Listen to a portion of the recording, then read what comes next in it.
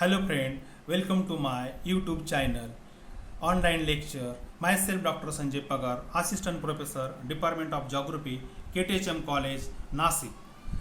Friend, today we are going to discuss about the watershed management. In this lecture, we will discuss about the definition of watershed management and watershed management, principle of watershed management, objective of the watershed management, and last but not the least, watershed management and its characteristics. First, I would like to share one very important slide. In this slide, you will see the two maps, one map of India and one map of Maharashtra. In both maps, red color shows the drought-prone area of the Maharashtra and drought-prone area of the India. Here, in this both region, we badly require the watershed management. In another slide, in next slide, I would like to share some important facts that how much water is consumed for different work. For example, if you are making the 1 cup of tea, it requires the 35 liter water. If you are making the 1 cup of coffee, it requires the 140 liter waters. It means what? We are using this water indirectly for making coffee or making tea.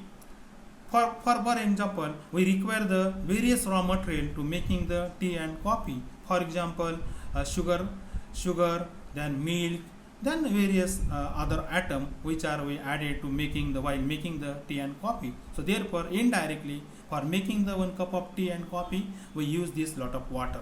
Same thing about the 1 age, it requires 135 liter. Suppose you are drink 1 glass of milk, then it requires the 1000 liters of water.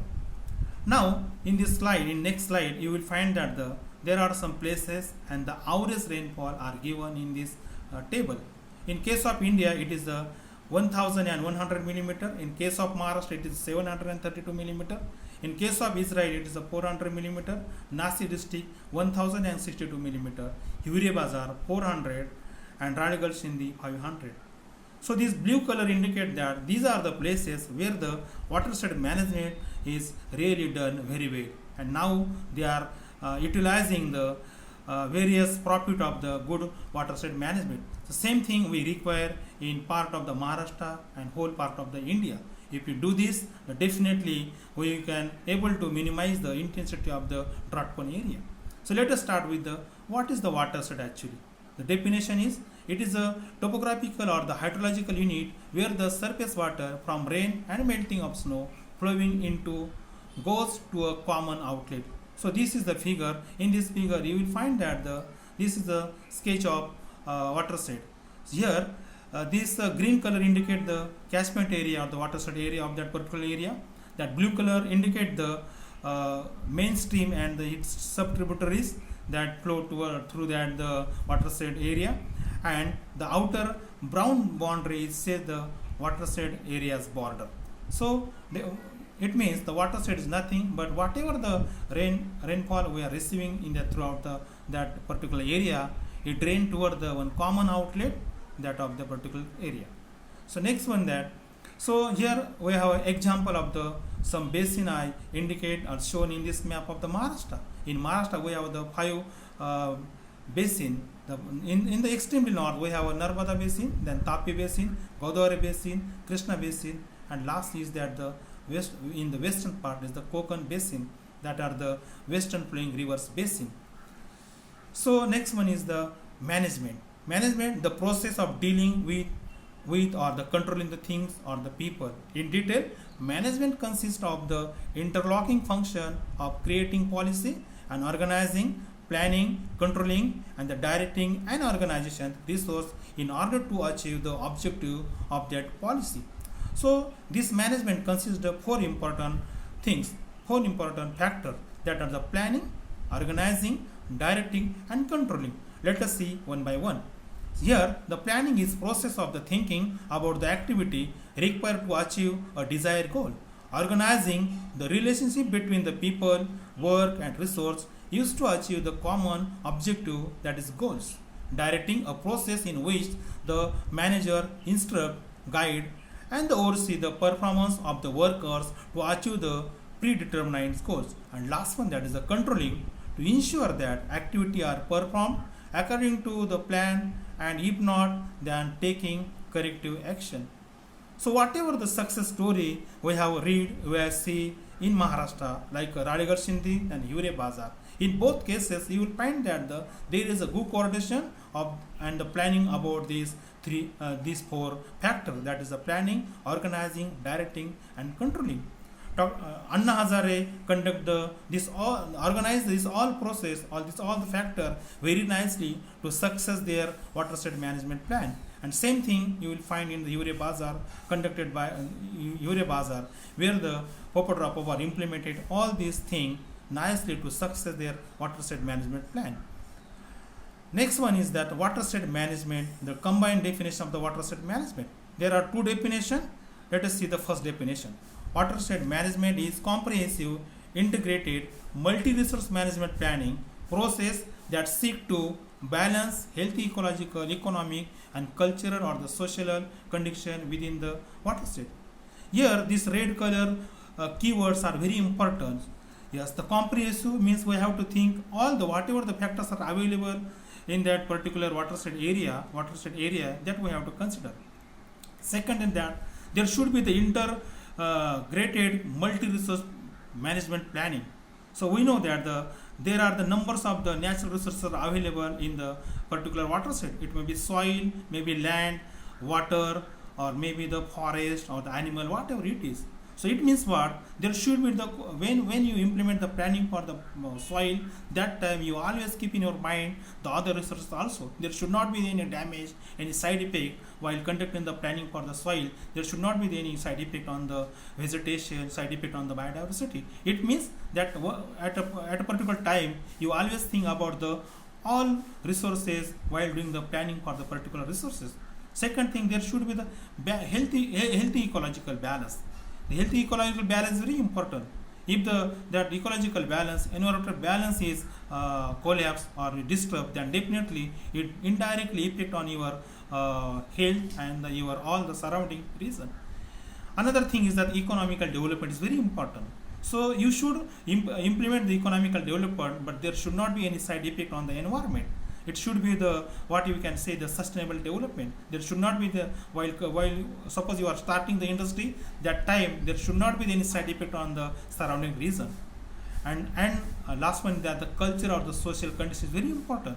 There should not be any cultural violence or the social violence or the damage to that particular area's people. So that also keep in your mind while you will conduct in the watershed management. The second definition of the watershed management is the concept which recognize the judicial management of the three basic resources of soil, water and vegetation on the watershed basis for achieving the particular objective for the well-being of the people. These are very important.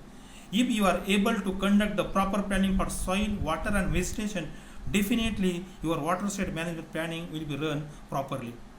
There are some principles which are on the basis of this principle you should implement your planning. The first is that the utilizing the land according to its capability, participation and the involving of the community in all tasks, protecting the fertile land, minimizing the silting of the land reservoir and the lower fertile land, conservation of the water, creating the cropping, increasing the cropping intensity through the inter and the sequence cropping. That is very important.